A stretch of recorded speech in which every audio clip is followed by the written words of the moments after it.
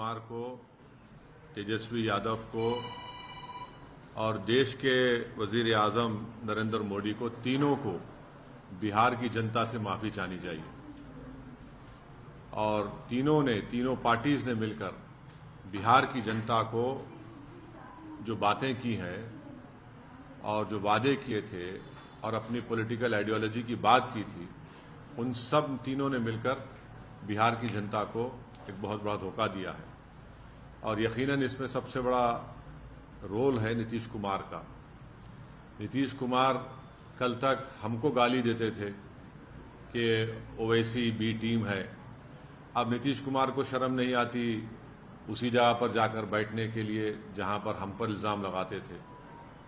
और नीतीश कुमार ने political opportunism कहना तो अंडरस्टेटमेंट होगा, उन्होंने हर चीज का रिकॉर्ड तोड़ दिया है और कोई उनकी बात का न एतबार है न भरोसा है। मैं शुरू से कह रहा था कि नीतीश कुमार फिर से बीजेपी में जाएंगे, मगर लोग हमारी बात पर यकीन नहीं कर रहे थे। अब हम तेजस्वी यादव से पूछना चाह रहे हैं कि बताओ कैसा लग रहा है आपको? अभी आपने हमारे 4 एमएलएस को तोड़ा था, अब आपको कुछ दर्द हो रहा है सीने में?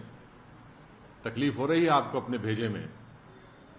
अब आपको मालूम हो रहा है कि जो खेल आप हमसे खेले थे वही खेल आपसे हो गया। और तेजस्वी यादव और उनकी पार्टी धोखा दी है। 2 मर्तबा नीतीश कुमार को उन्होंने मुख्यमंत्री बनाया। बताइए अब क्या हासिल हुआ आपने? बीजेपी को आपने सत्ता दे दी। नीतीश कुमार तो सिर्फ अभी तो नाम के मुख्यमंत्री रहेंगे, हुकूमत चलेगी बिहार में आरएसएस की और नरेंद्र मोदी की। हम तो यही चीज को रोकना चाह रहे थे, एमआईएम पार्टी इसी को रोक रही थी। और जब हमारे सीमांचल की जनता ने एमआईएम के 5 विधायक को कामयाब किया, तो हमने तो जब उनके स्पीकर के इलेक्शन में तायद की थी गठबंधन के। मगर तेजस्वी यादव को और उनके परिवार को ऐसा लगता है कि बिहार की जनता एक तरफ और उनके परिवार से कोई भी मुख्यमंत्री बन जाए। नीतीश कुमार को लगता है कि मैं जब तक जिंदा रहूं मुख्यमंत्री रहूं, और बीजेपी को लगता है कि भाई हर चीज हमको मिल जाए, चाहे कुछ भी हो, किस तरीके से हो जाए। देश के प्रधानमंत्री का भाषण मुझे याद आ रहा है, जब नीतीश कुमार ने वो ऑब्जेक्शनेबल बातें कही थी महिलाओं के बारे में। देश के प्रधानमंत्री ने कहा था क्या गंदगी फैला रहे हैं, और देश के प्रधानमंत्री ने महिलाओं से वादा किया था कि मैं आपको इन लोगों से बचाऊंगा। अब देश के प्रधानमंत्री खुद नीतीश कुमार को बाजू बिठाकर चाय पिला रहे हैं। तो इसका टोटल ये है कि बिहार की जनता का एक बहुत बड़ा नुकसान और धोखा उनको दिया जा रहा है।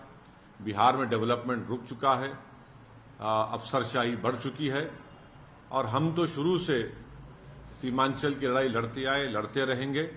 और इससे जनता को फिर से मालूम हो गया कि एमआईएम और ओवैसी जो बात कह रहा था कि सेकुलरिज्म, पॉलिटिकल सेकुलरिज्म सिर्फ इस्तेमाल किया जाता है भारत के मुसलमानों को धोखा देने के लिए, और अब की बार फिर से धोखा दिया गया है बिहार के मुसलमानों को सिर्फ सत्ता में आकर बैठने के लिए।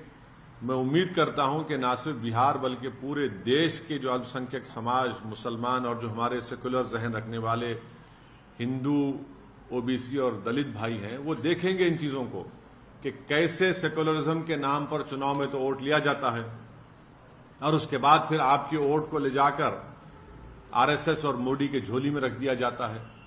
तो उम्मीद करते हैं कि वो इससे एक इसका नोट लेंगे और उन पार्टीज का साथ देंगे जो आपकी पॉलिटिकल लीडरशिप को डेवलप करना चाहती है।